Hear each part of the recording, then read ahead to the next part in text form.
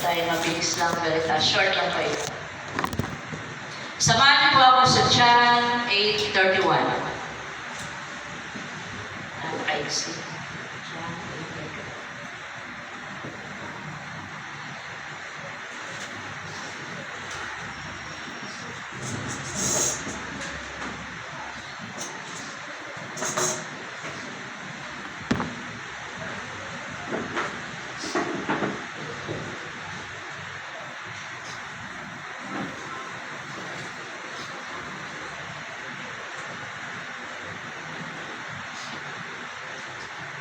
John 8:31, sabi po dito,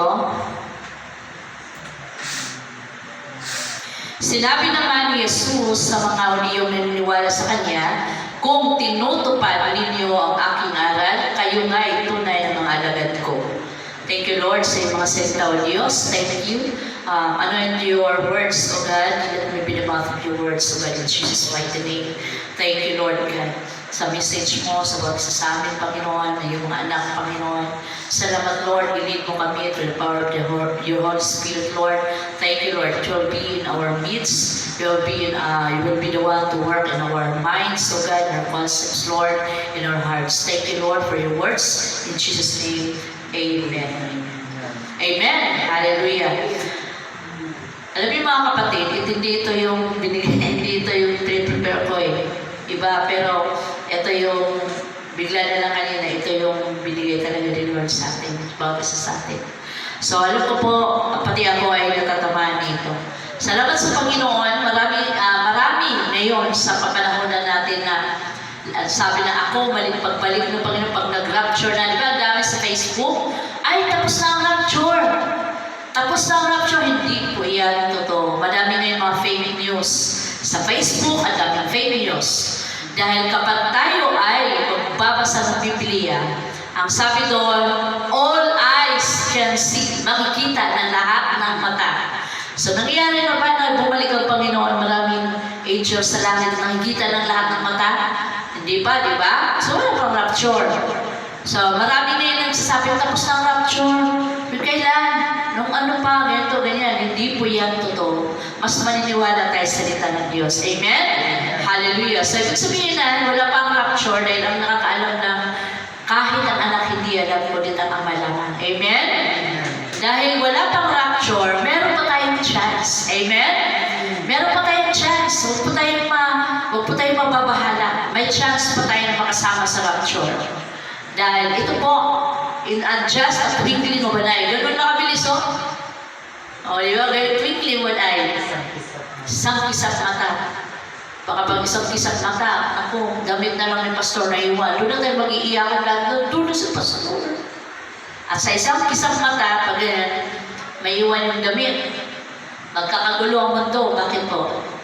Yung mga patay na naglilingkod sa Diyos, na qualified sa rapture, ay unang babangon niya. Eh di sino, sa lahat ng cemetery dito magkakagulo. Uy, ang mga patay na buhay.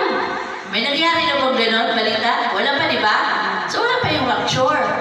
So, ang mga patay yung unang babangon, at yung mga buhay na nakay Kristo ay mag-meet on the air with the Lord. Hindi bababa ang Panginoon, dyan lang sa air. Sa air. Yung sikat kami, bababa na talaga ang Diyos kasi Armageddon na yun eh. Pero ito, i-meet ni Lord sa air. Kung baga susunduin ng Panginoon ang mga Kanya. Biro mo, napakaganda, no? Susunduin ni Lord ang mga Kanya.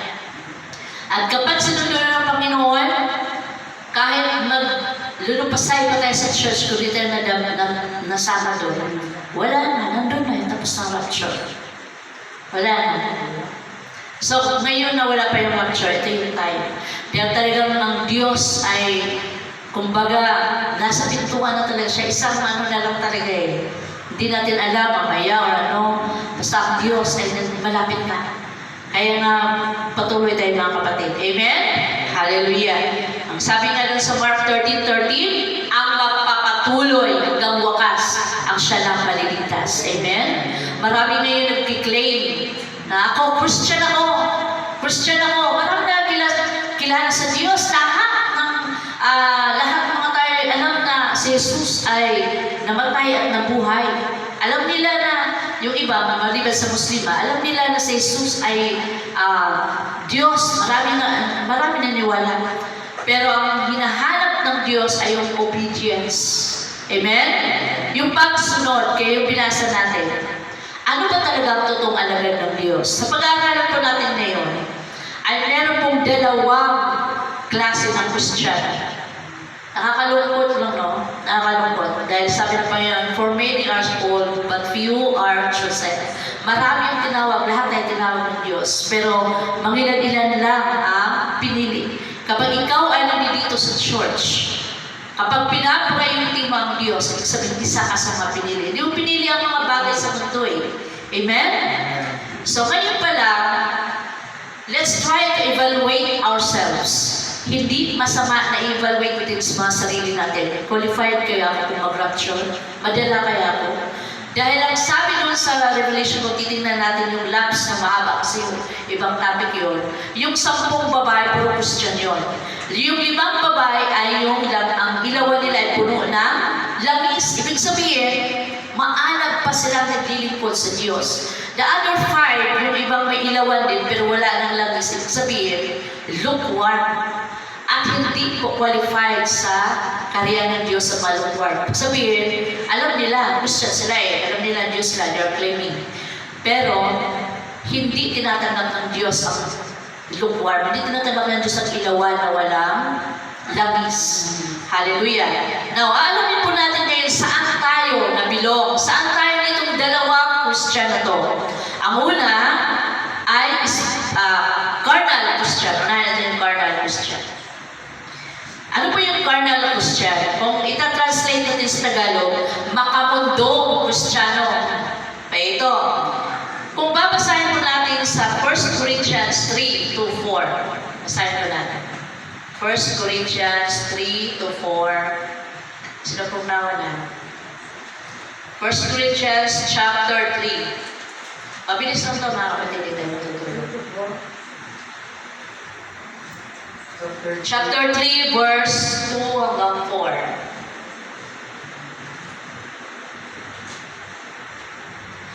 First Corinthians 3:4. Opo. Gatas ang ibibigay ko sa inyo noon at hindi matigas sa pagkain, sapagkat hindi ninyo kaya iyon. Subalit hanggang ngayon ay hindi pa rin ninyo kaya, sapagkat nananaig pa sa inyo ang laman. Ang inyong pag-iingitan at pag-aaway-away ay palatandaan na makasanglibutan pa kayo at namumuhay ayon sa laman. Verse 4. Kapag sinabi ng isa, ako'y kay Pablo at ang iba, ako kay Apolos, hindi ba palatandaan niyan na kayo'y namumuhay pa ayon sa laman? Thank you po, Pastor. Amen. Hallelujah. Ibig sabihin dito, kapag ikaw ay carnal Christian, nandun yung immature ka pa sa Panginoon. Paano ba yung ugali sa immature? Ang sabi nga dito, noon, binibigyan ko yung gatas. Diba? Nung bago pa tayo sa Panginoon, binibigyan tayo ng mga malalambot na words ng Panginoon, ng pastor natin na mga about salvation, nagpipreach siya na hindi pa mga masasakit, di ba?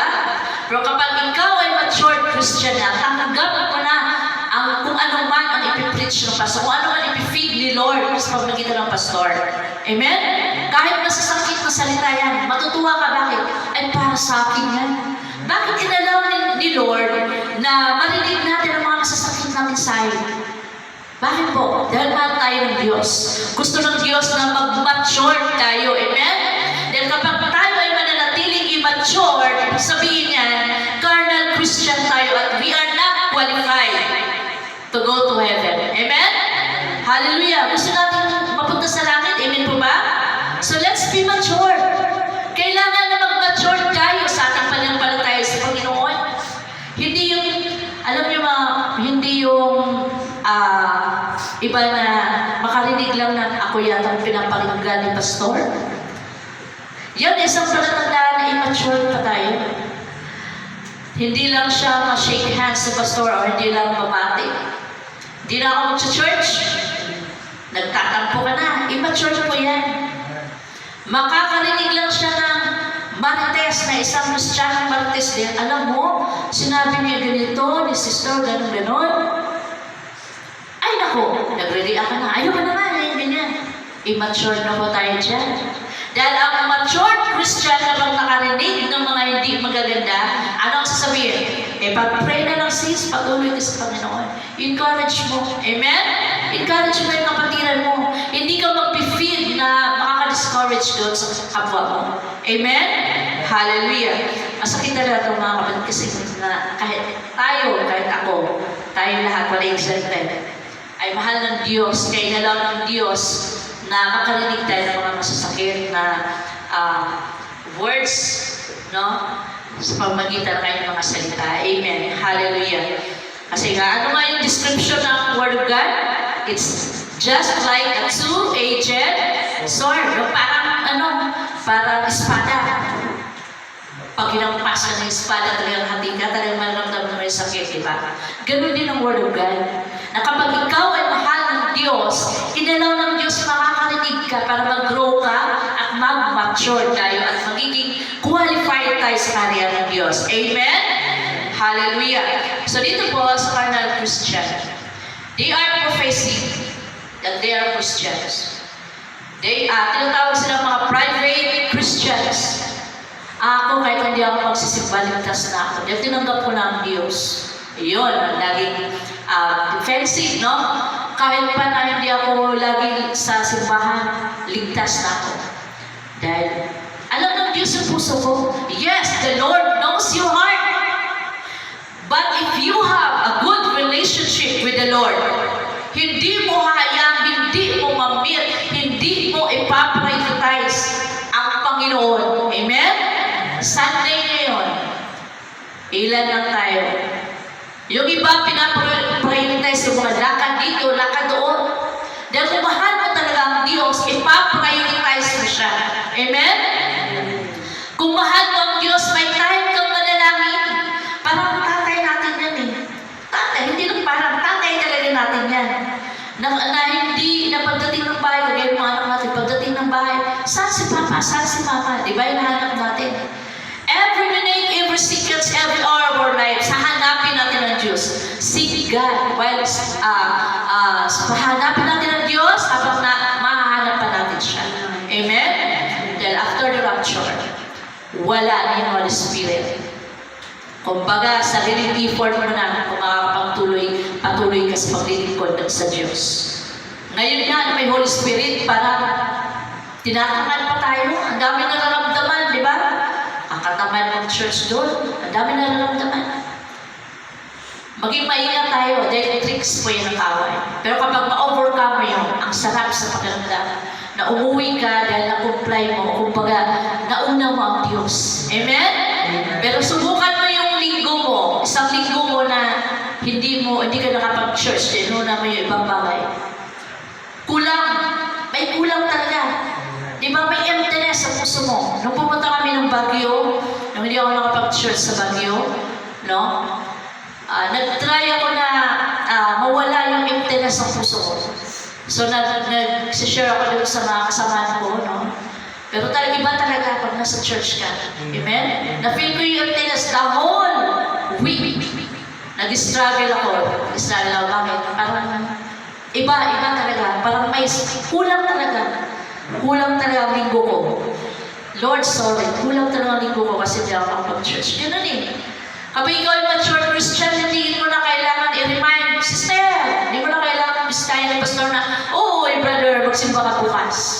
Kusa ka pupunta sa church. Bakit? Dahil may strong relationship ka sa Panginoon. Amen? Palampakan na natin ang Diyos. Hallelujah. So dito po, ang isa sa mga katangian ng carnal Christian, ano po? Kung makikita natin, palagi nagtatampo. Sorry wala man yan dito. Palagi nagtatampo. Very emotional. Yung mas pagsabihan na ano na, yun na. Iyak, dahil ayoko na. Tatampo na siya, no? Yung hindi mapagsasabihin, wala tayong puso na matuturuan. Kailangan meron tayong puso na, amen? Bilang mga lingkod ng Diyos, bilang mga alagad ng Diyos, naglilingkod sa Diyos sa Espiritu ng Katotohanan, we must have that kind of spirit na matuturuan. Amen? Hallelujah. So, at meron pa tayo, ang isang carnal Christian ay judgmental. Church shop. Alam niyo po yung church shop? Yung church shop na tinatawag ay yung isang Kristiyano na maghahanap siya ng simbahan, papasok siya sa iba't ibang simbahan. Maghahanap siya ng simbahan na ma-benefit ang kanyang sariling satisfaction. Ano bang makukuha ko sa simbahan na ito? Ay, dito ako magsisimba. Kasi may makukuha ko. Personal na interest. Hallelujah. Wala yun dito. Amen? Naghahanap siya ng church na masasatisfy ang kanyang needs. Naghahanap siya ng church. Hindi naman yan masama na masatisfy yung spiritual needs. Pero kapag bukod pa doon, meron ka pang isang layunin na yung maghahanap ka ng anong benefits ko sa church na to. Ako ba yung pwedeng maging pastor, maging leader? I-assign ba kaya tumayo, maging worship leader? May mabibenefit ba ang pamilya ko dito? Maayuda ba? Ayun. Sorry, no? May mga ganon, di ba? May mabibenefit ba ako dito? Ganon? Meron namang ibang mga pastor, ma-assign sa ibang lugar na galing sa mga Bible school, no? Pag syempre, if you want to be the leader, you must be, you must be the servant first. So, may ibang mga galing pa sa Bible school na i-assign doon sa mga probinsya. Ayaw nila, graduate ako sa isang prestigious Bible school, i-assign na ako dito sa bukid. Yun yung training ground mo pero ayaw nila. This is effective doon. Bakit? Dahil iba yung kanilang interest. Iba yung kanilang perception of pastoral. Amen? Hallelujah. Sa paningin ng Diyos na hindi nalulugod ang Diyos. Na tayo ay tumitingin sa mga bagay sa libutan. Tumitingin tayo sa mga materials. Pero hindi tayo tumitingin kung ano ang layunin ng Diyos. Amen? Bawat isa sa atin, kahit hindi tayo pastor, may layunin ng Diyos sa buhay natin. Kapag ikaw ay ginamit sa iyong kapitbahay, do it for the glory of God. Amen? Kapag ang pamilya mo ay hindi pa naglilingkod sa Diyos, reach out them for the glory of God. Amen? Hindi lang si pastor, tama yung sinabi ng speaker natin dito, na hindi lang si pastor ang pumunta dyan sa mga bahay-bahay. Dito ang daming kabayan. Hindi lang si pastor ang mag-reach out. Kundi bawat isa sa atin ay inaatasan ng Diyos. Amen? Kapag tayo ay start na nagreklamo, mga kapatid, ano ba yun? Dapat si pastor lang. Ano siya? Pastor. Ano siya? We belong to the carnal Christians. Bakit? Mareklamo ka eh. Kapag ikaw ay off and on sa church, masakit ito lulubog, lilitaw, lukewarm Christian. You belong to the carnal Christians. Bakit? Hindi mo priority ang Diyos eh. Sabihin mo na, ako nagsisimba naman, pipray naman ako. No. Walang accepted sa harapan ng Diyos. Kapag hindi ka pumasa sa standard, sabi ng Panginoon, without spot, blameless. Yun. Matindi yun. Isang spot, gano'n lang, di ba? Blameless. Kung wala ang biyaya ng Diyos, wala talagang maliligtas eh. Pero this time, ito mga kapatid sa mga churches na yun, hindi na kailangan gatas ang ibibigay mo. Because we are now in the end times. Hindi na pwedeng gatas na lagi mong lalambingin, magsimba ka. This is the year, this is the time na ang Kristiyano ay magdidesisyon na. Gusto ko bang mapunta sa langit o gusto ko bang mapunta sa impyerno? Kapag gusto mo mapunta sa langit, priority mo ang Diyos. Amen? Magiging spiritual Christian. Hindi ka magiging carnal Christian. Yun. Hallelujah. Nakakalugod ngayon mga kapatid. Ilan tayo nung umpisa? Nung nasa baba pa tayo, dami puro-puro. Ilan na lang pa tayo na yan. Pero lagi laging sinasabi ng Diyos, ang magpapatuloy hanggang wakas, ang siya lang ang maliligtas. Mark 13:13. Very clear. Amen? Hallelujah. Masakit man, meron tayong last tears na tinatawag na ang Diyos mismo ang magpupunas, mag-wipe sa tears natin. Masakit man na makikita natin, mahal natin sa buhay, tayo papuntang langit, sila papuntang impyerno. O kaya mag-rapture tayo, nakikita natin din sila nadala sa rapture. Masakit yan, meron tayong last tears. Pero ang Diyos ang magpupunas mismo sa atin mga luha. Bakit may last tears tayo? Mahal natin sila.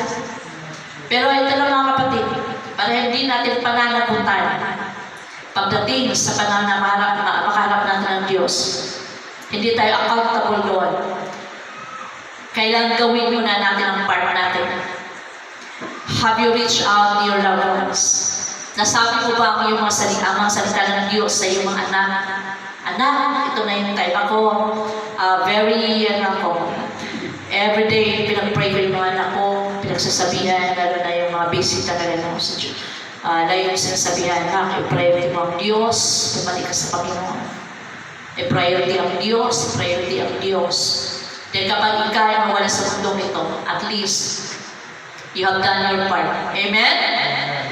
May mga kaluluwa na sa impyerno, magsasabi, bakit hindi ako sinabihan ni Mama?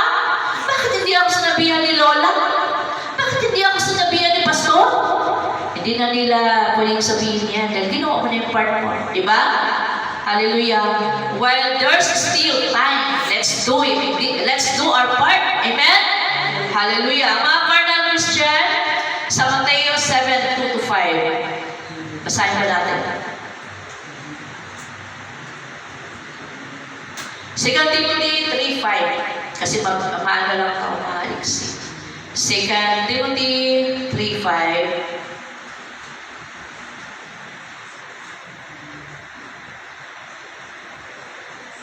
Sila'y may anyo ng pagiging makadiyos, ngunit hindi naman nakikita ang kapangyarihan nito sa kanilang pamumuhay.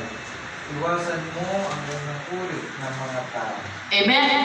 Sila'y magpupulwaring makadiyos, ngunit hindi naman nakikita ang kapangyarihan nito sa kanilang pamumuhay. Iwasan mo ang ganyang uri ng mga tao. Hallelujah. Bakit kailangan iwasan mga ganyang uri ng tao? Yung magbalat kayo, hypocrite, ang ibang tawag dyan sa mga ganyang Christian, yung hypocrite. Dahil ang bad spirit kasi ay transferring spirit yan. Kapag iyan ay napunta sa church at marami siyang na-convince, alam niyo yung pastor niyo ganito, sister ganito, ganyan. Kapag yan ay nagtatransfer from one person to another, kakalat siya, talagang babagsak ang church pa gano'n. So bakit kaya sinabihan tayo ng Diyos, iwasan niyo ang mga ganitong uri ng mga tao. Babalat kayo. Yung parang titignan mo, maka Diyos, anong Diyos? Magsasalita siya Diyos. Parang banal. No? Pag uwi sa tahanan, hindi mo makikita na siya ay Christian. The way na yung mga activities niya, yung mga sinasabi niya, yung words na hindi siya Christian. Sabi ng Panginoon, iwasan natin ang mga ganitong uri ng mga tao para hindi tayo mahahawa. Amen? Ingatan natin yung ating spiritual life. So ito na po, no? Ang dami dito. Sige, kung babasahin natin ito lahat, magtatagal tayo. So ang dami. So ito po, mga kapatid. Last na lang sa carnal Christian. Sa 1 Corinthians 3:2-4, ay ito na yung binasa nila niya. Mateo 7:2-5.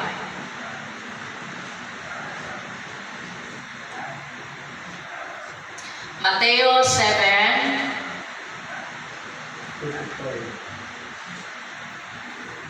Pakibasa po, sis. Sapagkat hatulan kayo ng Diyos ayon sa paghatol ninyo sa iba. At susukatin kayo ayon sa panukat na ginagamit ninyo sa iba? Bakit mo pinapansin ang puwi ng mata ng iyong kapatid, ngunit hindi mo pinapansin ang trusong nasa iyong mata? Paano mo masasabi sa iyong kapatid, halika, aalisin ko ang puwi mo, gayon, troso ang nasa mga mata mo? Verse 5, mapagkunwari, alisin mo muna ang trusong nasa iyong mata, at sa gayon makakita kang mabuti at maalis mo ang puwi ng iyong kapatid. Amen. So in other words, ano ang katangian ng Kristiyano dito? Ng Kristiyano ganito? Judgmental. No? Yung ang hilig niyang mamuna sa iba. Ang hilig niyang ma-judge. Ito, kasi ito naman, ganito, ganyan. No? Ang sabi ng Biblia, kung ano yung takalan, kung ano yung judge mo sa isang tao, yun din ang i-judge sa'yo. Kaya maging maingat pa tayo doon, yung magbibitaw tayo ng mga salita na hindi totoo. Halimbawa, hindi ako nagsisimba sa church na yan dahil ganito ang mga Kristiyano din. Dahil ganito ang pastor nila. Ingatan po natin. Kung may narinig tayo, sa atin na lang, labas sa kabilang tayo na. Ipag-pray natin. Amen? Dahil tayo, sa tagal natin naglilingkod sa Diyos, papayag pa ba tayo na kung kailan malapit na ang rapture, siya pa tayo may iwanan? Mga kapatid, ang hirap nito sa mundong ito. Di ba? Yung ibang mga Kristiyano, kapag ikaw ay takot mamatay, naku, questionable ka dyan. Bakit? Kapag alam mo na ikaw ay lingkod ng Diyos, anak ng Diyos, alam mo na ikaw ay bilog sa Panginoon, tapos takot ka mamatay. Hindi mo yata alam na ikaw ay pupunta sa langit. Ibig sabihin, hindi ka sigurado. Pero kapag ikaw alam mo sa puso mo that you have a strong relationship with the Lord, alam mo na ikaw ay bilog sa Panginoon, hindi ka matatakot mamatay, dahil lalo na itong end times, for to me to live is Christ and to die is gain. Ibig sabihin, victorious ka na, bakit langit ang pupuntahan mo? Amen? Hallelujah. I always rebuke my mother. Rebuke ko si nanay. Yung nanay ko, Christian sila, pero yung tatay, nasa almost 80 na yung tatay ko, si nanay 78. Sabi niya, Day, baka mamamatay na ako, Nay, I rebuke you. Sabi ko, nire-rebuke kita sa kanila. Kapag alam mo na ikaw ay nasa Panginoon, dapat ka pa nga masaya. Bakit? Uuwi na tayo sa Panginoon. Di ba? Ako, mga kapatid, no, seriously, sabi ko sa mga anak ko, kapag oras ko na at kinuha na ako ng Diyos, handa ako, bakit? Alam ko na doon ako patungo sa Panginoon. Uuwi ako sa Panginoon. Alam mo kung bakit ako worried? Sa anong worries ko, hindi pa sa sarili ko, kundi sa mga may iwan ko. Kung sila ba ay same pa, na mapunta din, maglilingkod ba sila sa Panginoon. Yun ang worry din natin, worries natin, di ba? Yun ang mga worries natin. Ito mga kapatid, ito, no, isang palatandaan na ikaw ay carnal Christian. Yung hindi ka sure na maligtas. Yung ibig sabihin, takot ka mamatay. Siguro, normal yan sa iba, pero para sa akin, no, kapag alam mo na ang Diyos ay nasa'yo, kapag alam mo na sigurado ka na maligtas ka, dahil alam mo, sinusunod mo ang Diyos, hindi man tayo perfect, ngunit meron tayong 1 John 1:9. For if you confess your sins, He is faithful and just to forgive our sins. Yung hindi tayo perfect, nagkakasala tayo, nagkakamali tayo, Lord, patawarin mo. Kaya nga, that's why, bago matulog, importante talaga humingi tayo ng tawad sa Diyos. Dahil baka mamaya tulog tayo, kinuha tayo ng Diyos. Hindi tayo perfecto lahat. Dahil sa biyaya ng Diyos, He always given us the chances. Amen? Hallelujah. So, yan. So, patungo naman tayo dito sa kabila, sa spiritual Christian. Ito pa mga kapatid, may naiwan pa pala. Ang carnal Christian pala ay walang time magbasa ng Biblia. Salita ng Diyos. Nagbabasa lang pag Sunday.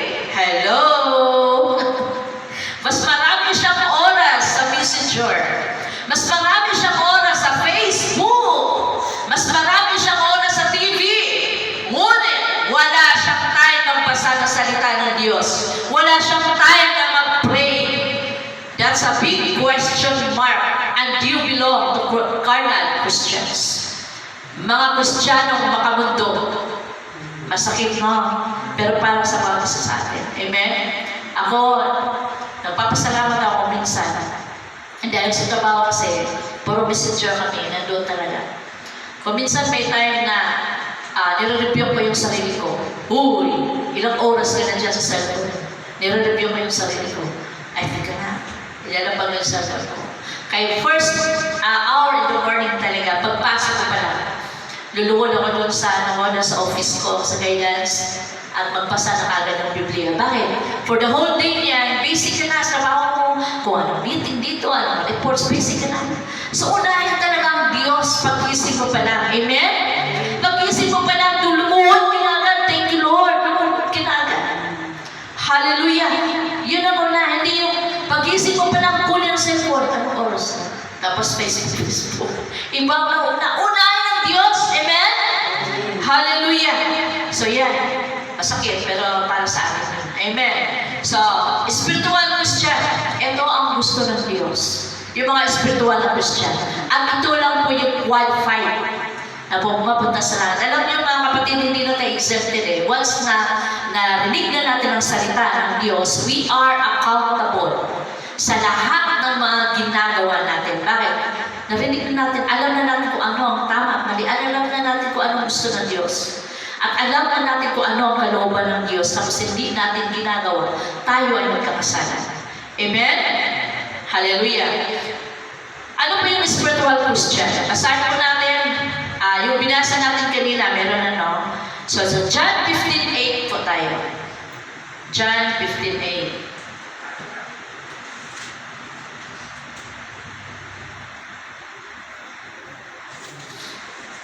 John 15:8. Mapaparangalan ng aking Ama kung kayo'y masaganang nagbubunga at sa gayon kayo'y magiging mga alagad ko. Amen.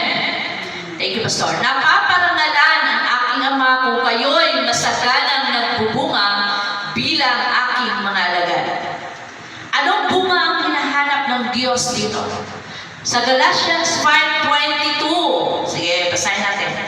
Galatians 5:22.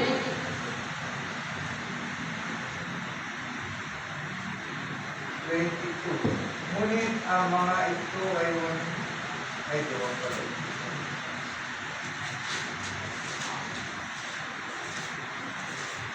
Sabi dito, ano basa. Subalit, ang bunga ng Espiritu ay pag-ibig. Kasama dyan yung pag-ibig sa kaaway.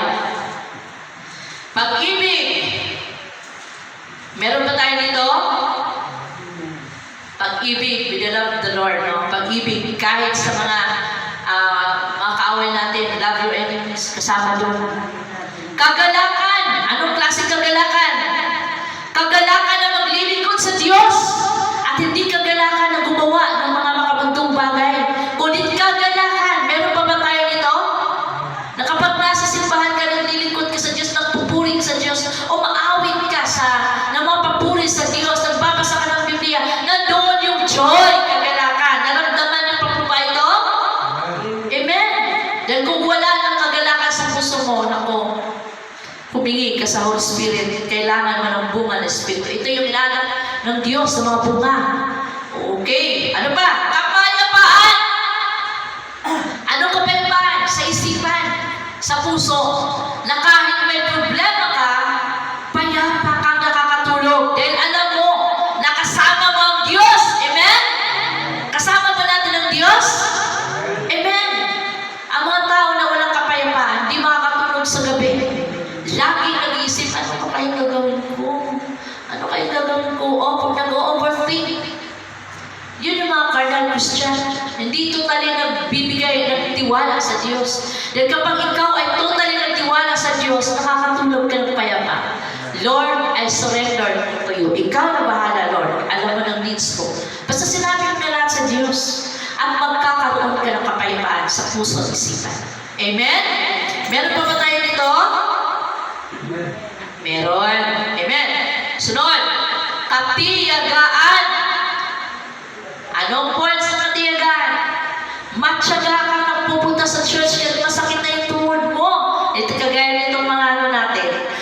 Marias natin. Di ba?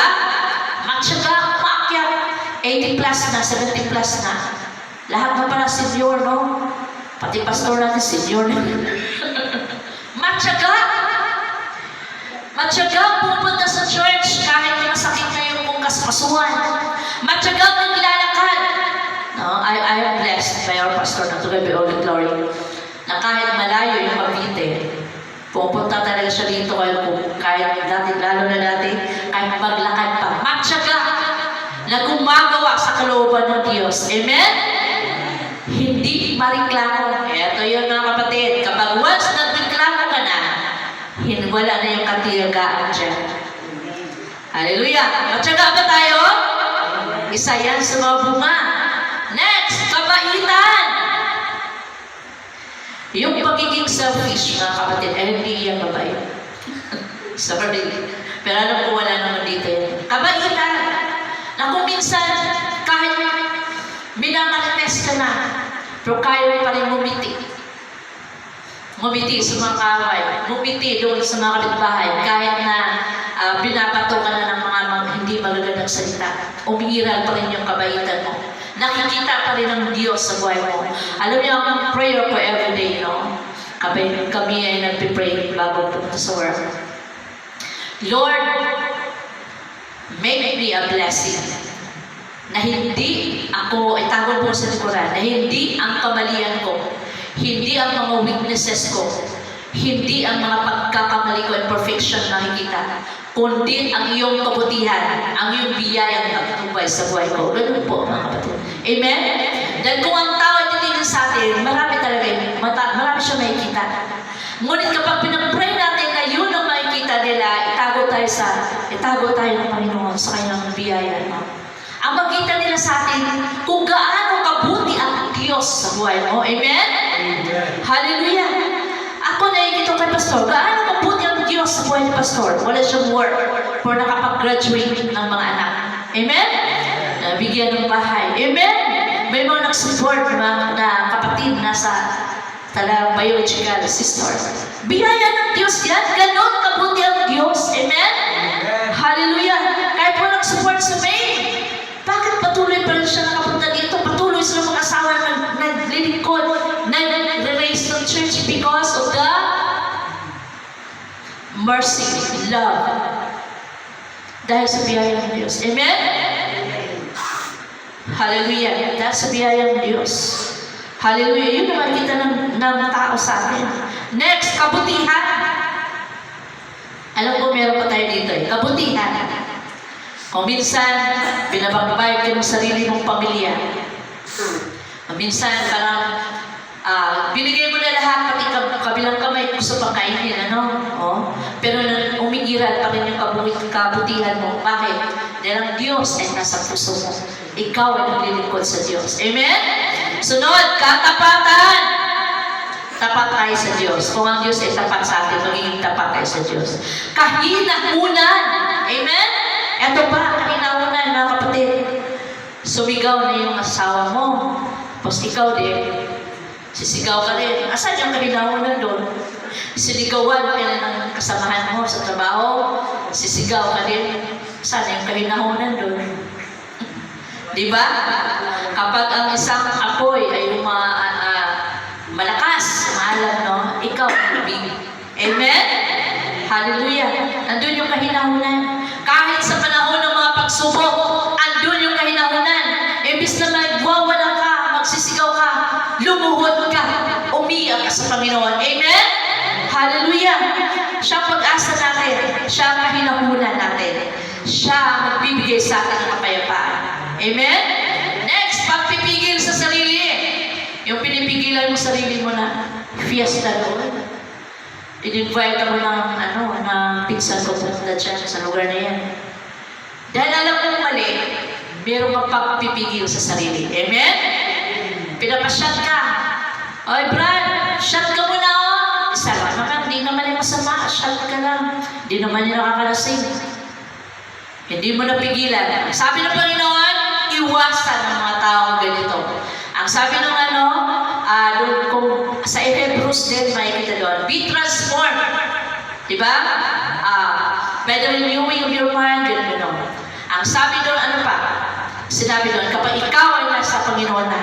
bago ka na ang nilalang. So, kaibigan mo pa rin sila, pero huwag mong gayahin ang ginagawa nila. Amen? Nandun yung pagpipigil sa sarili. Nagmaparinig sa kapitbahay mo, sis, alam mo ba? Si ano, ganito, ganyan. Yan, may pagpipigil ka sa sarili mo. Pag-pray mo na lang, sis, ngiti ka na lang at tatalikod. Huwag ka na mahinig pag-usap, talagang mahawa ka. Mahawa ka. Ano ka na? Umalis ka na. Pasensya na. May pupunta na ko. Okay. Pagpipigil sa sarili. Yun yung mga bunga na hinahanap ng Diyos. Kung meron pa tayo dito, then we are qualified as spiritual Christians. Amen? Palagpakan natin ang Diyos. Hallelujah. Thank you, Jesus. Alam niyo mga kapatid, kung wala ang Holy Spirit na tumulong sa atin, hindi tayo makapamunga ng ganito. Dahil ito ay mga bunga ng Espiritu. Kapag hindi natin ina-acknowledge ang Espiritu, ang banal na Espiritu ng Panginoon, hindi tayo magkakaroon ng bunga. Amen? So ito yung mga spiritual Christian. So kapag ikaw ng mga bunga na kagaya nito, you are committed. You are committed to the work, to the work of the Lord, to the church, to God. Hindi ka committed doon sa tao, no? But we are committed to the Lord. Amen? Ako, mag-stand ako dito bilang worship leader dahil committed ako sa Panginoon. Kapag ikaw may commitment sa Panginoon, gagampanan mo yan dahil ikaw ay hindi nag-commit sa tao. Tayo nag-commit sa Panginoon. At hahanapin ka talaga ng Diyos. Halimbawa, may manager ka, sasabihin sa'yo, sister, ikaw ang mag-check attendance doon na. Tapos pagdating ng meeting, wala ka doon. Ikaw ang hanapin, ikaw ang accountable, di ba? Bawat isa sa atin ay may role na ginagampanan. Amen? Kung minsan, sasabihin mo sa sarili mo, parang taga-upo, ministry lang ako. Hindi. Bawat isa sa atin ay may workload na ginagampanan na galing sa Panginoon. Kung ikaw ay taga-pray ka sa church. Amen? Gampanan mo yun. Si Nanay Mer nagalinis sa church. Malaking bagay yan. Maliit na bagay lang para sa kananay siguro ng ibang tao. Pero sa Panginoon, ang laking bagay niya. Nililinisan ang kanyang templo. Amen? Hallelujah! Hallelujah! So, kung ikaw naman ay taga-akay, yan ang ano mo. Yun ang ministry mo. Yun ang load na binigay ng Diyos sa'yo. Amen? So dito, last natin mga kapatid mo. Kailangan mamunga tayo. Sabi ng Panginoon, be holy, for I am holy. Ito ay mga babasa sa 1 Peter 1:16. Magpakabanal ka. Lagi natin ina-announce ito, lagi natin sinasama ito. Magpakabanal ka. Dahil ako ay banal. Kung ang Diyos natin banal, sikapin natin. Kasi kapag nakikita ng Diyos sa sinisikap natin, tutulungan niya tayo. Amen? Kapag tayo nagkakamali, humingi ng tawad. Ang magsusumikap ulit na maging banal. Amen? Sabi ng Panginoon, ito ang pinakamatindi, without holiness, no one can see God. Kung walang kabanalan, walang makakakita sa Diyos. Ibig sabihin, kapag hindi ka banal, kung walang kabanalan, kapag mag-rapture, hindi ka makakasali doon. Hindi ka makukuha ng Diyos. That's why it's very important na before bedtime, we have to pray and ask for forgiveness. Amen? Kapag meron tayong grudges sa puso natin, parang nagtatampo tayo sa kapatid natin, patawarin mo na. Kapag kahit hindi mo kasalanan, patawarin mo na. For the sake, para masayri ka, magkaroon ka ng kapayapaan. Amen? Lord, salamat sa iyong mga salita. Tapat ka sa buhay namin, tapat ka sa amin, Lord. Patuloy mo kami nire-remind, Diyos. Tulungan mo ang bawat isa na habang kami ay naglilingkod sa iyo, nanghihintay sa iyong pagbabalik.